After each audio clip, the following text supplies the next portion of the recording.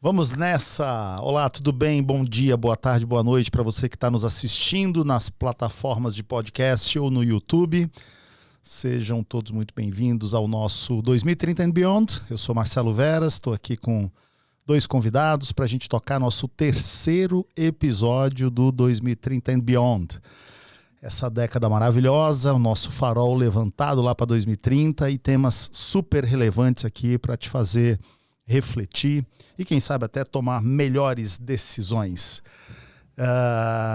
Nossa dinâmica é a mesma, né? Você já assistiu o primeiro e o segundo episódio, eu sou aqui a figura secundária. Nós temos aqui do outro lado da mesa comigo dois convidados especiais.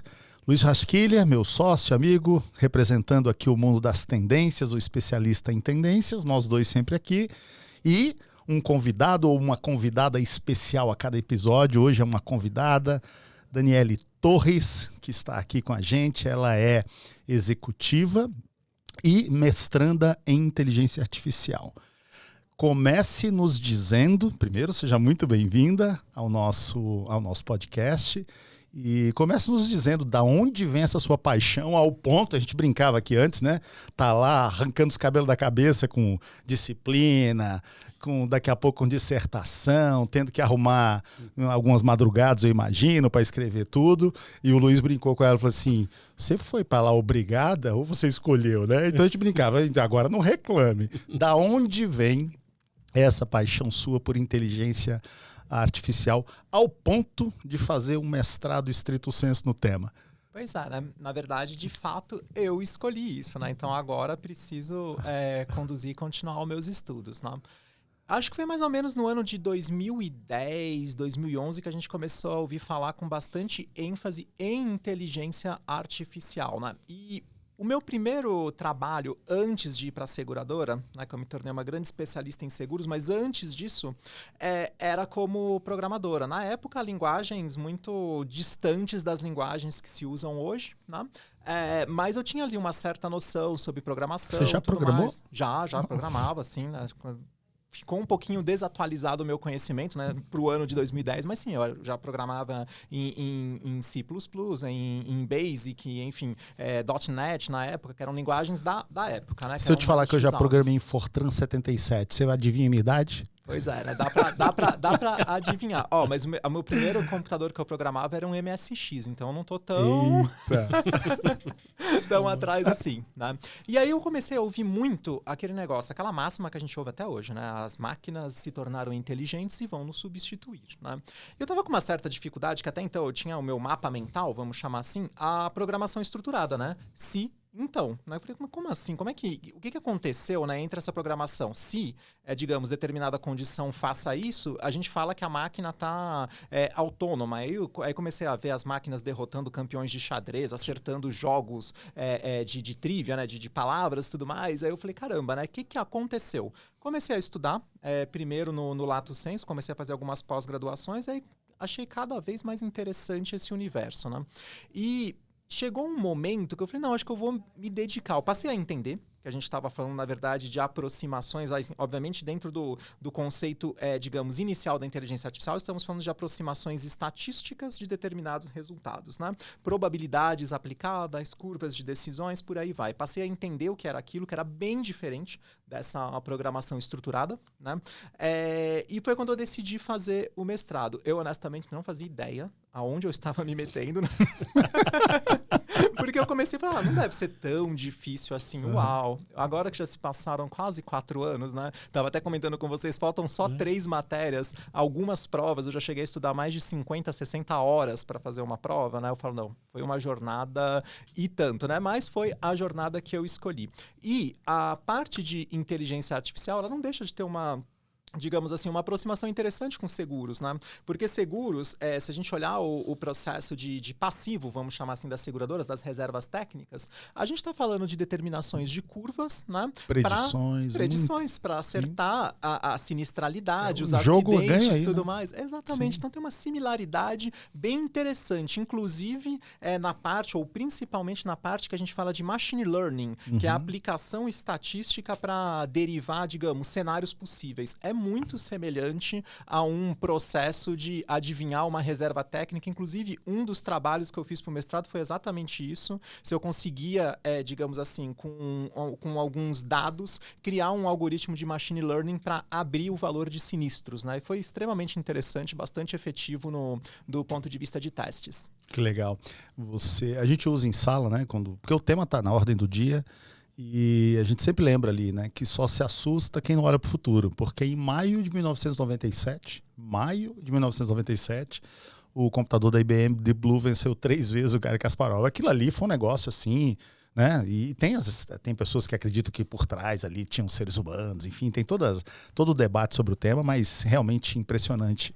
E o que está acontecendo hoje não brotou do chão do dia para a noite, né? Não, e a gente olha hoje, né, até a extensão que teve o desenvolvimento da inteligência artificial, acho que, assim, não falando especificamente desse caso, mas acho que a população, de uma forma mais ampla, já entende que o computador, sim, ele consegue ir muito além da gente, né? Então, não a qualquer coisa que dependa de um raciocínio, de visão, né, que é o caso do xadrez, de visão de movimentos à frente, o computador já tem a capacidade há muito tempo de ser muito superior a nós. Muito superior.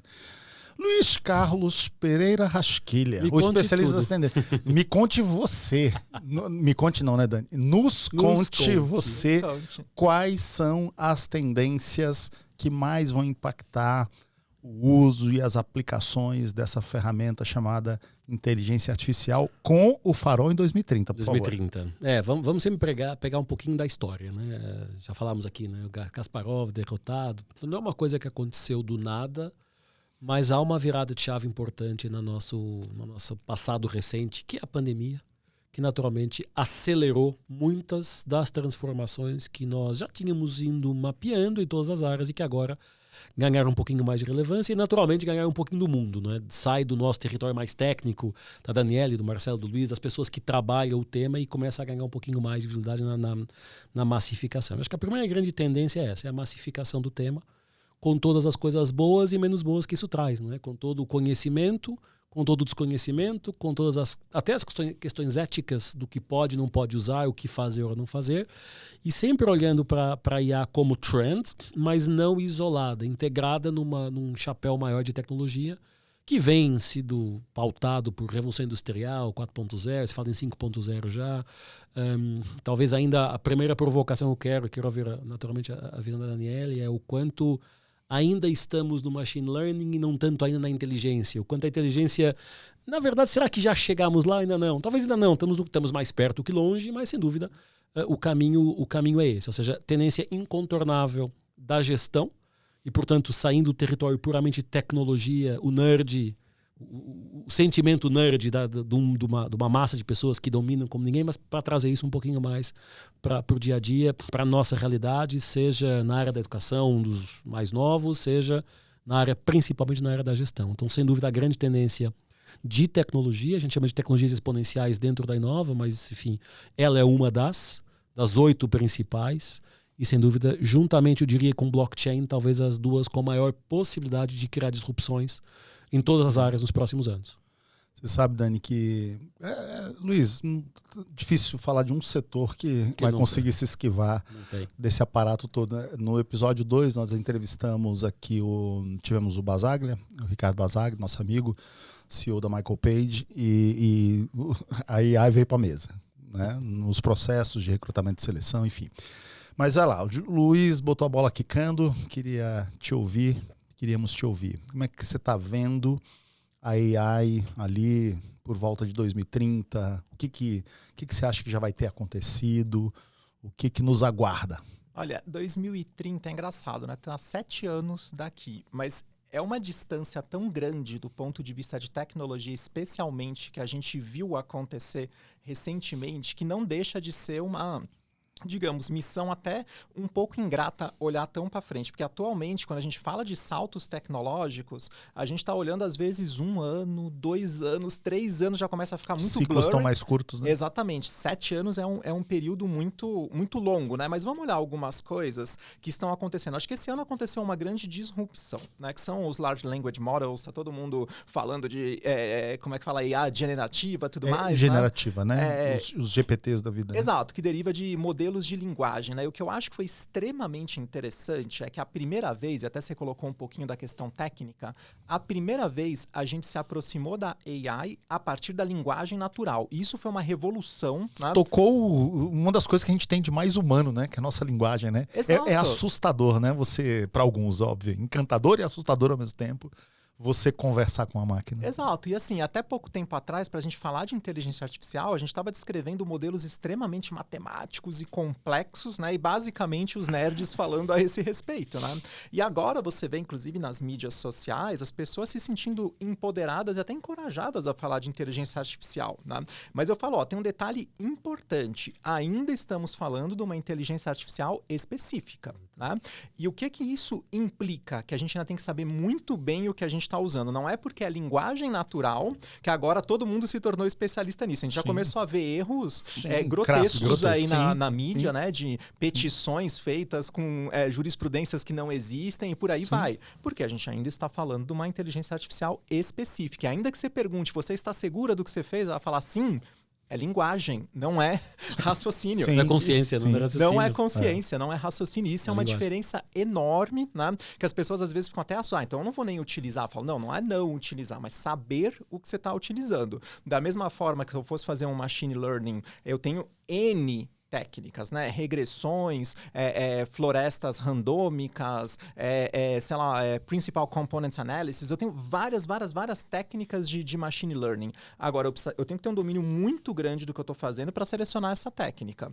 Não é porque agora eu estou falando por linguagem natural que eu não preciso mais ter um domínio da limitação do modelo de linguagem. Não significa que está certo. É um modelo de linguagem, né? Agora, isso já começou. E esse é o primeiro passo. Quando a gente olha tão à frente, a probabilidade desses, digamos assim, dessa inteligência artificial, ela está basicamente em tudo e absolutamente em tudo, eu diria que é praticamente certo, né? Vai ser interessante, daqui a 7 anos a gente se reúne... Se reúne de novo. e vê, né? Mas agora sim, é muito difícil imaginar que a inteligência artificial não vai fazer parte de absolutamente tudo o que a gente faz. Até porque hoje ela já é muito presente, né? As redes sociais, os celulares, eles são show de inteligência artificial. Tá?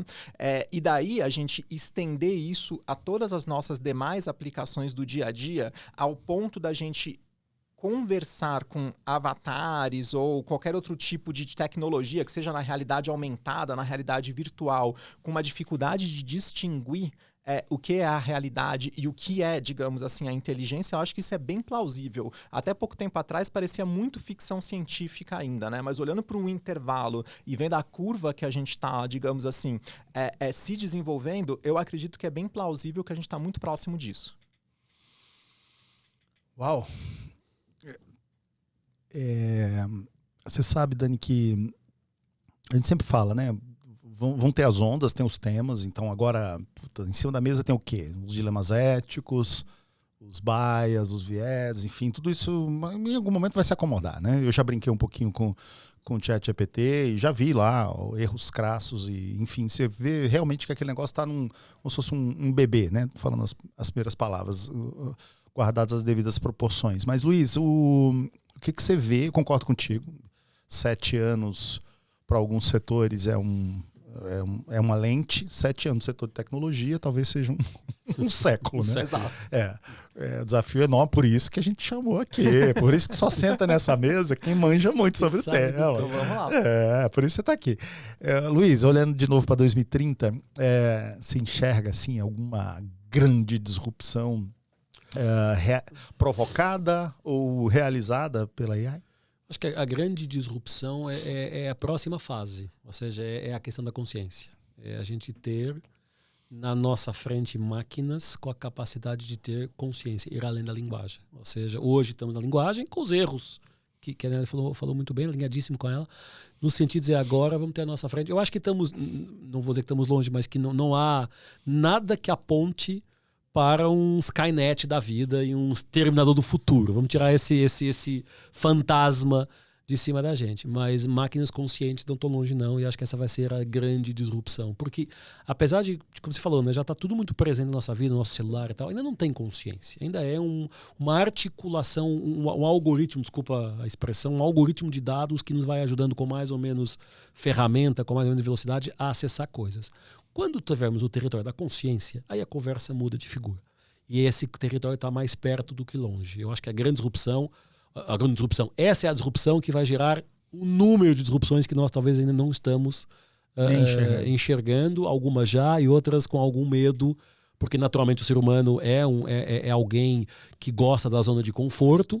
Não podemos esquecer que todos nós nesta sala e quem nos está ouvindo somos filhos e filhas do Taylorismo. E o Taylorismo era saber fazer, execução, repita as boas práticas. Estamos num território em que estamos sendo convidados ao saber pensar. Tem um monte de coisas novas acontecendo, nós não sabemos nem como é que elas apareceram, como é que a gente lida com elas, e esta é só mais uma. Para alguns com algum cariz e algum pêndulo de susto, de ser assustador, mas quando a gente fala do futuro, assustador e maravilhoso ao mesmo tempo, porque estamos no momento de poder desbravar e ir encontrando esses territórios. Com a grande vantagem de isto deixar de ser apenas propriedade dos nerds e poder assumir algo mais societário, mais massificado, ao limite de, e várias pessoas vão falando desse tema, de termos avatares inteligentes nos substituindo. E, portanto, daqui a 20 anos, não daqui a 20, nós os três não vamos estar sentados aqui, vamos estar em casa, e aqui vão estar os nossos avatares conversando como se fôssemos nós. Talvez melhor, porque há coisas que eu esqueço, mas que o avatar, o nosso robozinho, não vai esquecer. Então, vai ser um caminho que eu acho que o meu filho com 7 anos vai viver fácil. Eu vou falar pro Cássio Pantaleone, viu, Cássio? Eu vou ligar para você assistir esse episódio aqui. O Cássio, Dani, o Cássio Pantaleone, professor da Inova, grande amigo, e também estudioso do tema. Publicou, inclusive, um livro pela nossa editora recentemente. Esqueci de trazer aqui hoje, mas depois eu quero pegar o endereço para eu te mandar um exemplar. Um texto maravilhoso. Inclusive o livro do Cássio, Humanamente Digital, Inteligência Artificial Centrada no Humano. Está concorrendo ao Prêmio Jabuti em 2023. Vou te mandar um exemplar. Eu mencionei o Cássio aqui porque ele discorda em gênero, número e grau de que um dia uma AI vai ter consciência. Ele acha que isso aí está guardado para todo sempre para nós seres humanos.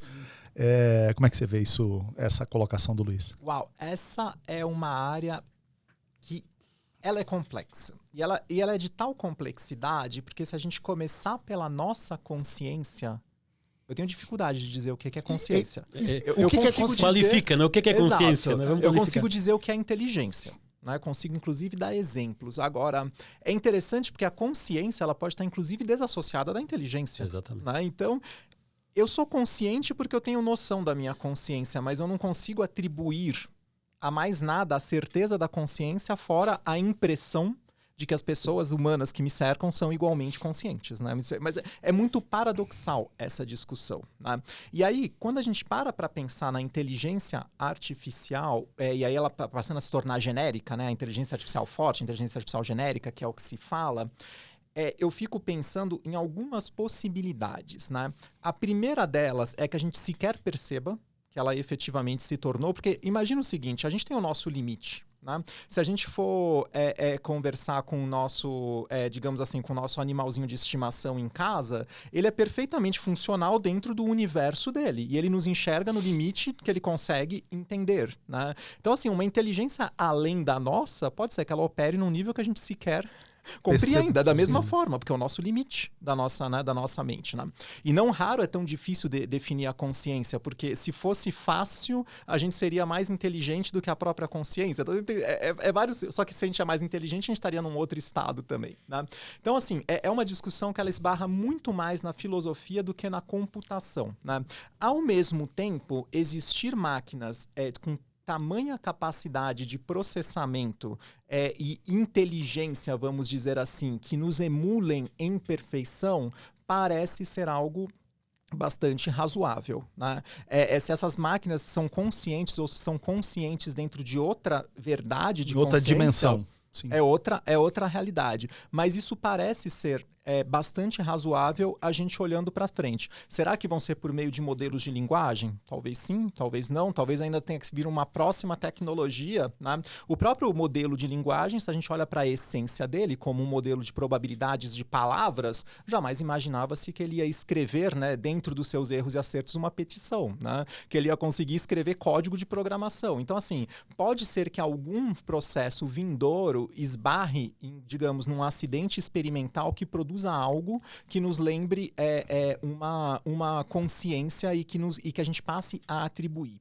E é exatamente para mim esse ponto. Se em algum momento a gente atribuir consciência a uma máquina, ainda que ela não o tenha, vai fazer realmente diferença? Se eu tiver com meu óculos de realidade aumentada ou meu chip ou a minha lente de realidade aumentada e estiver conversando com uma máquina, qual vai ser a diferença se eu não a perceber mais como não consciente, se ela é ou não é? Percebe? Então, assim, eu acho que esse processo, né, da gente conseguir efetivamente concordar o que é a consciência numa máquina não vai ser fundamental. O fundamental vai ser a percepção da humanidade sobre isso. Né?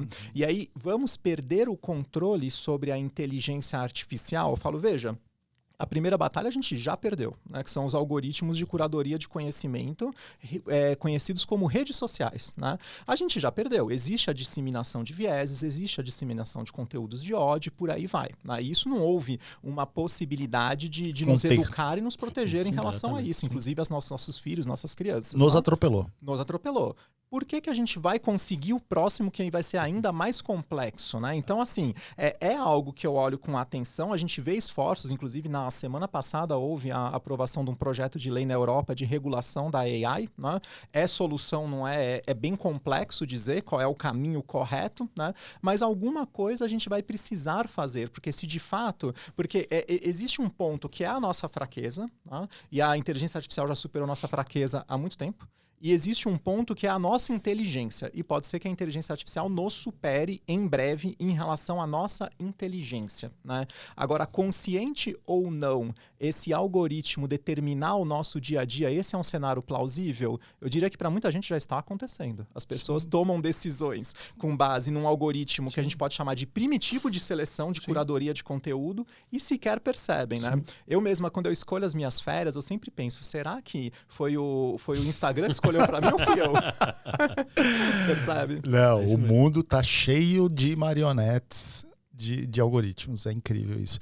Agora, interessante você trazer essa fronteira, que eu acho que ela é da largura de um fio de cabelo, entre tecnologia e filosofia. Né? Eu vou realmente te mandar o livro do Cássio. Você vai gostar muito, porque ele também é estudioso de filosofia.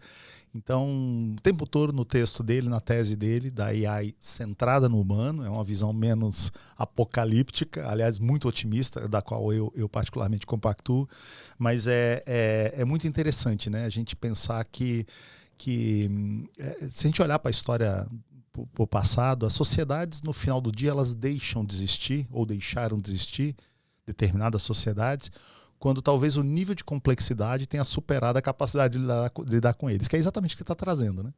Então, essa perspectiva eu nunca tinha ouvido, de talvez...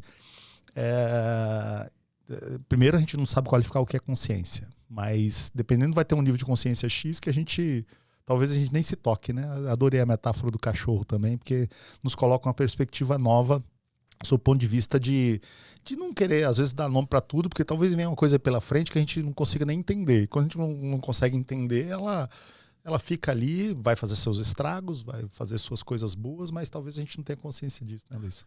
Esse ponto, primeiro, eu não sou, quem me conhece sabe que eu não sou apocalíptico no futuro, a desgraça não vem pela frente. Tem muitos desafios e quem não souber se adaptar a eles vai ter mais dificuldade. Mas quando o Cássio fala no humanismo digital, tem muito a ver com a sociedade, com a Revolução 5.0 de singularidade, que é tecnologia e seres humanos juntos para um bem maior, resolver os problemas, e o caminho vai ser esse. Só que, como ela falou muito bem, as máquinas têm uma capacidade muito maior de processar informação do que nós. E o ser humano é limitado. O nosso cérebro é limitado. Por muito bom que ele seja, muito brilhante que ele seja, tem um nível de limitação de processamento. A máquina não. E, portanto, esse é o desafio de saber lidar com isso. Mais uma vez, porque a inteligência artificial vai acabar com os empregos. Depende. Tudo depende. Tudo depende de o que é o emprego do futuro, o que é o trabalho do futuro. O nosso relatório fala muito disso, o futuro. e o quanto isso vai ser, na minha opinião, muito mais uma ajuda do que uma substituição. Agora vamos ter que saber como é que vamos usufruir dessa ajuda que está ali à disposição. Outro ponto importante, eu queria deixar aqui também para a mesa, para a gente refletir, o quanto, não, porque a inteligência artificial é desgraça, o mundo vai acabar. Vai, a história mostra que grandes revoluções ao longo da história foram transformando o mundo e esta é só mais uma. Não é por acaso que nós dizemos que estamos vivendo a maior transformação da história da humanidade. Não tem na história, quem gosta de história e vê nas grandes transformações, não há nenhuma tão intensa, tão violenta, tão ampla quanto aquela que a AI, da qual a AI faz parte. Não é a única, não é só ela, é um conjunto muito amplo de coisas acontecendo em vários níveis de territórios que nos dão e que nos colocam perante uma transformação muito grande que a gente na Inova tem chamado de pós-taylorista, para trazer a gente para a gestão, que é o nosso negócio, naturalmente.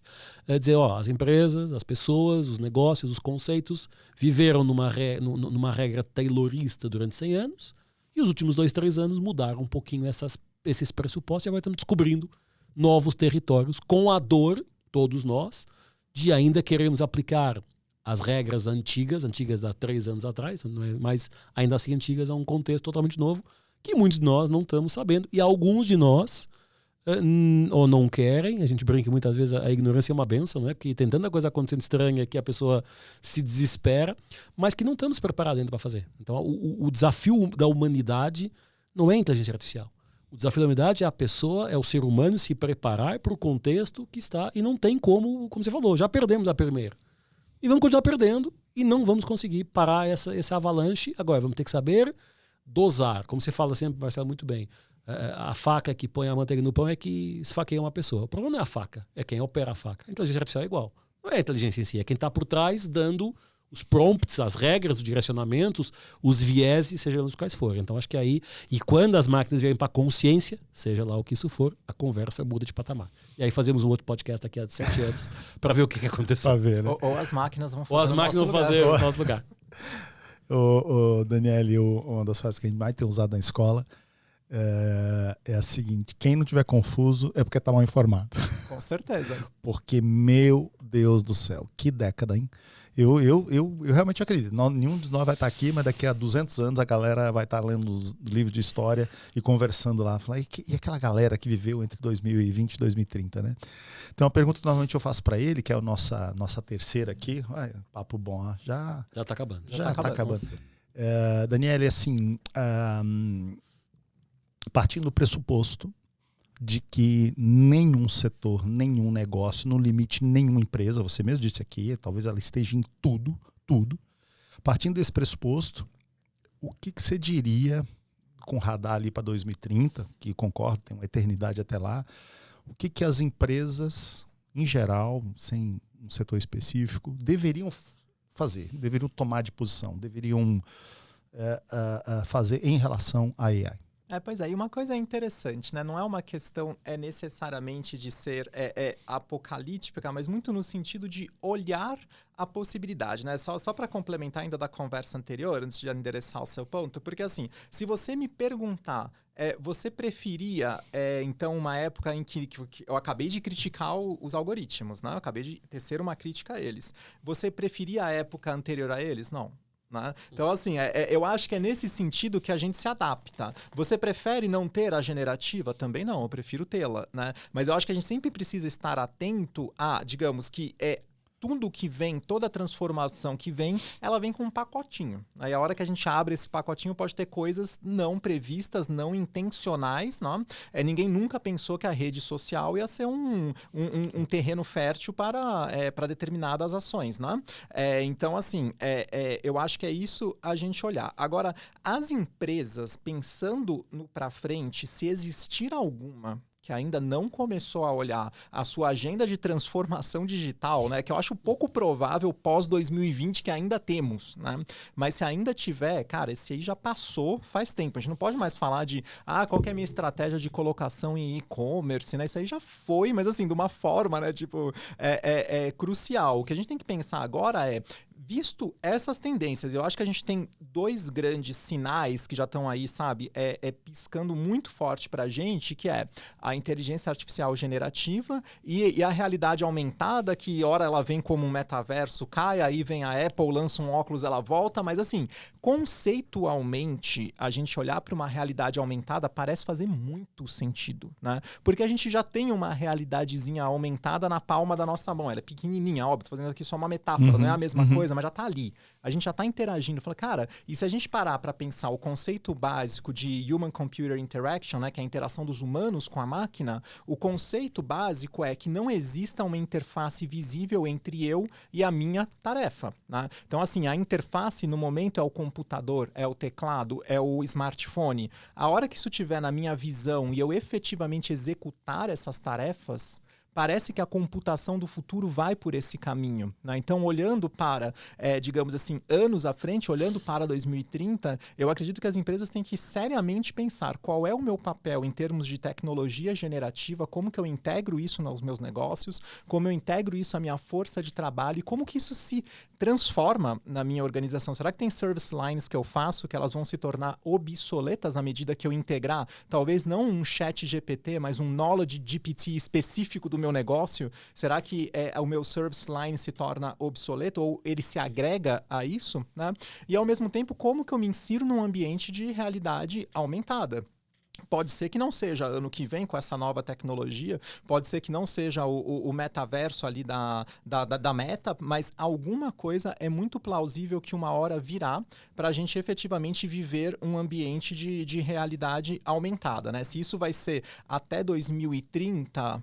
Olha, parece que é um sinal suficientemente forte que isso uma hora nos revolucionará. Então eu arriscaria dizer que essa não é uma trend que ela simplesmente vai acabar. Eu acredito que algum nível de integração, se vai ser pleno, se a gente vai acordar, colocar o óculos e viver nossa vida, ou se a gente vai interagir em alguns momentos, ainda é um pouco difícil dizer. Eu acho que depende de uma interface um pouquinho mais confortável. Pessoalmente, algo menor, mais fácil de colocar e tirar, mas a gente está caminhando para isso, né? A tecnologia está caminhando para isso. Então, assim, eu acho que a realidade aumentada é uma área que as empresas querem estar cientes e vendo como elas se inserem.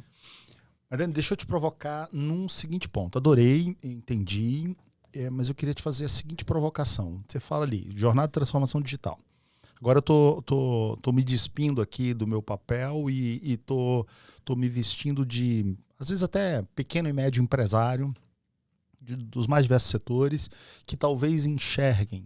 Quando fala transformação digital foi um dos primeiros produtos de consultoria nossa em 2008, 2009, tomamos portada na cara uma atrás da outra na década passada, até chegar a pandemia. A gente sabe o que aconteceu com quem ou não tinha começado ou não teve que fazer do dia para a noite depois da pandemia. Mas aqueles empresários, aquelas empresas que enxergam a transformação digital simplesmente como, por exemplo, ir do off para o on, tirar o papel e botar o recibo digital e tal. Mas onde é que a inteligência artificial entra nisso? Assim, eu imagino dezenas de milhares de aplicações, mas o que você diria para quem ainda está no efeito de susto, sem entender como é que eu posso usar isso no meu negócio? Olha, o que a gente tem hoje que já é muito aplicável é, digamos, a gestão de dados não estruturados. Se a gente olha a ciência de dados estruturados é relativamente fácil. O que são dados estruturados? Uma tabela, né? Então tem ali, sei lá, o nome, o CEP, isso aí são dados estruturados, né? Que é mais fácil a gente gerir. O que é um dado não estruturado? Qualquer documento, qualquer texto, qualquer coisa que eu preciso, digamos assim, criar uma representação dessa realidade a partir de um data point, né? Então, quando você olha para o potencial da inteligência generativa, ela tem um potencial enorme de cuidar dessa gama de universo de informações. Aí para falando de processos de empresa mesmo, né? Eu tenho alguém que recebe determinados documentos e passa isso para uma planilha. Cara, isso aí, hoje em dia, você consegue facilmente criar uma aplicação GPT-based para fazer esse tipo de trabalho, né?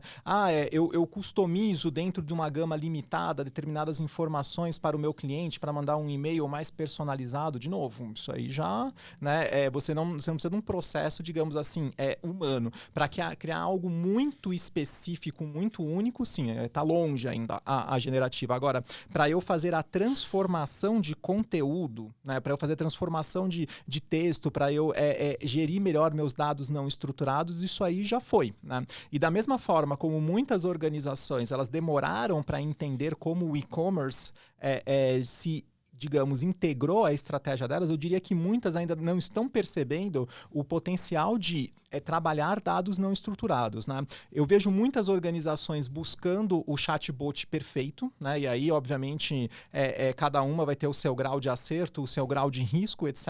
Eu pessoalmente, não estou nem me especializando tanto nisso, mas eu ainda não vi muitas organizações pensando, uau, agora eu tenho uma ferramenta que me permite olhar para o meu conjunto de manipulação de informações e tratar isso de uma forma automatizada ou com uma velocidade de automação que até então não estava disponível, né? Porque vamos supor, se eu recorrentemente leio determinados tipos de contrato na minha organização, eu precisava, com a tecnologia anterior, criar basicamente, né, uma técnica possível anteriormente era o chamado de regex, né, que basicamente eu precisava criar uma inteligência para cada tipo de documento, algumas tecnologias um pouco maior do que isso. Hoje, com os modelos GPT-based, é um prompt, né? Ah, mas vai estar perfeito? Ainda precisa de uma conferência, é verdade. Não dá para você simplesmente assumir que está tudo correto. Mas é um poder computacional enorme que eu acho que todas as organizações podem primeiramente olhar para os seus processos, né? E aí, isso eu acho que se insere a qualquer tamanho de empresa. Porque, inclusive... Os custos estão caindo, né? Os custos estão caindo, está disponível a versão 3.5, está ali disponível para usar. Imagina se você é um negócio que você liga e esclarece dúvidas genéricas, inclusive para estudantes, né? Percebe que ali um pouquinho já foi? Se você cria, digamos, o seu negócio é criar artes conceituais únicas, né? Não uma série de derivações da mesma coisa, mas o meu business envolve a criação de arte, criação de um layout. Cara, isso a tecnologia já foi, né? Então, assim, médios e pequenos negócios que faziam gestão, inclusive, de redes sociais, criação de conteúdo, estão com seus modelos de negócio ameaçados nesse momento. Tô com vontade de convidá-la para dar umas aulas aí novas. Vamos passar um chaveco aqui? Vamos. Aulas de Visitor lá no pós-MBA. Eu gostaria. Você gosta da aula? Você gosta da aula? Eu dou aula, na verdade. Tá gravado aqui, hein? Cuidado. Tá gravado. Olha só, como contadora, né? A gente tem... eu sou contadora, né? Uma das coisas que eu faço é ministrar muitos e muitos cursos, né? De contabilidade, mas assim, eu sou palestrante também, né? Eu palestro sobre diversidade, eu palestro sobre tecnologia, então vai ser um prazer estar com vocês. Vamos falar assim. Muito legal. Qual vai ser como visitor? Qual é o título da sua tese da dissertação? Já tem? Não, eu ainda não. Eu ainda não fiz, mas como eu comentei com vocês um pouquinho antes do programa, eu realmente estou interessada na aplicação de machine learning e deep learning para a previsibilidade de passivos de seguros. Vai ser nesse território aí. Extremamente específico, se possível for, mas eu já vi alguns resultados muito interessantes e eu quero explorar isso um pouco melhor. Muito legal, muito legal. Vocês sabiam quanto tempo nós estamos conversando aqui? Não? Já estouramos o tempo. O Paulo já está me olhando cara feia ali. Já estão puxando a nossa orelha. Nós temos, acho que, como diz o nosso querido Emílio Carazai, um conselheiro super experiente que vem nos brindando aí no nosso curso de formação de conselheiro. Ele fala, tome muito cuidado com as suas premissas. Porque no final do dia nós somos escravos das nossas premissas. E eu acho que a gente errou na premissa aqui de falar que tem 30 minutos. Você tem que fazer umas 2 horas aqui esse podcast. Porque, fica com gostinho de quero mais. Tremendo. Luiz Rasquilha, suas considerações finais, por favor? É um hashtag que eu uso muitas vezes e que aqui se aplica na perfeição. Eu já sei qual é. Aceita que dói menos. A transformação aconteceu, tá aí. Não tem como, acho que agora cada um de nós vai ter que saber aprender e moderar a sua utilização e como isso vai fazer parte, porque vai fazer parte do nosso dia a dia. Ou pelo amor ou pela dor, vai fazer parte. Então acho que a mensagem é essa. Sou conhecido por essa frase que eu uso muito, aqui se aplica na perfeição. Dani, a gente, na Escola de Inovação, a gente está sempre tratando de temas polêmicos, provocando as pessoas e tal. E quando a gente vê públicos assim que... Será mesmo? Nossa, tem como desviar. Ele vem com essa hashtag. Hashtag aceita que dói menos. Entra no jogo, join the conversation. Né? Porque não adianta. Não vai. Agora, vai fazer o quê? Nadar contra a correnteza, enxugar gelo? Não tem, né? Cara, que legal te ouvir. Dani, que legal te ouvir. Queria suas considerações finais. Foi um prazerzaço te conhecer. E o que você diz aí para quem está nos ouvindo e ainda cheio de interrogação na cabeça, cheio de pulga atrás da orelha com essa famosa AI? Olha, foi um prazer enorme estar aqui com vocês hoje. Eu concordo com o meu colega, a gente não consegue interromper a inovação. Não adianta, né? A gente ser resistente não vai resolver. A gente ser atento e olhar que nem tudo são flores, eu acho importante. Mas achar que a gente vai parar uma revolução, a gente não vai. Né? E é muito nesse sentido que eu deixo as minhas palavras de reflexão, digamos, final. Né? A gente não vai acertar. 2030 tá longe, a gente não vai saber exatamente o que vai acontecer em 2030. Até porque se a gente tivesse gravado esse podcast no meio do ano passado, a tecnologia generativa, que já era prevista, inclusive na faculdade, eu desenvolvi pequenos, protótipos de tecnologia generativa, ninguém imaginava que adquiriria o poder que adquiriu em tão pouco tempo, que foi um salto exponencial enorme. Né? Então a gente não vai acertar. Agora, isso não significa que a gente tem que ficar parado. Muito pelo contrário, a gente vai ter que pegar os sinais, acreditar em cenários e o tempo inteiro adaptar. Acabou a época de previsibilidade, acabou a época de falar, olha, eu vou fazer isso e revisar o meu planejamento estratégico daqui a 10 anos. Esquece. A gente reage a cada 3 meses e fala, putz, aquele cenário não é mais bom, ou o cenário mudou tanto que eu tenho que refazer tudo, ou a gente vai só corrigindo as rotas. E acho que como profissionais, pra gente é a mesma coisa. Tá?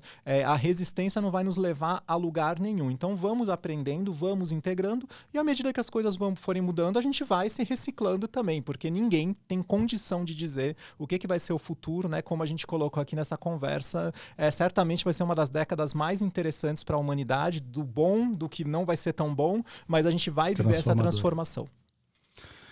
Gente, essa é a Daniele Torres, que nos brindou com esses minutos preciosos aqui. Muito legal. Estou curioso para ver a sua tese, quando ela ficar pronta, a sua dissertação. Né? Vai ser um parto de quê? De dinossauro, né? Parto a gente fala, um parto, dissertação é panquinha. Na hora que você sentar para escrever, nossa senhora. Mas esse foi o nosso terceiro episódio. Dani, foi um prazer enorme te ouvir suas perspectivas. Gente, sem sombra de dúvida, a Daniela é uma das pessoas, assim, a gente teve um esforço grande nessa curadoria aqui do 2030 and Beyond para trazer realmente quem está, me desculpe a provocação, à frente do seu tempo nos temas, né? Então, é uma das pessoas que mais estuda o tema hoje no Brasil, então foi muito bacana te ouvir. Muitas reflexões aqui pra gente também, muitos aprendizados. O convite tá de pé, tá? Para voltar, para vir a Inova, para ir num dos nossos cursos lá, fazer uns debates sobre aplicações de AI. A turma lá tá toda interessada. Vou te mandar o livro do Cássio e que a gente se encontre em novas oportunidades para saber aí da sua visão sobre o tema, tá bom? Por favor, e nos encontraremos. Muito obrigado. É isso aí. Ficamos por aqui com o nosso terceiro episódio, 2030 and Beyond, e até o próximo. Um abraço.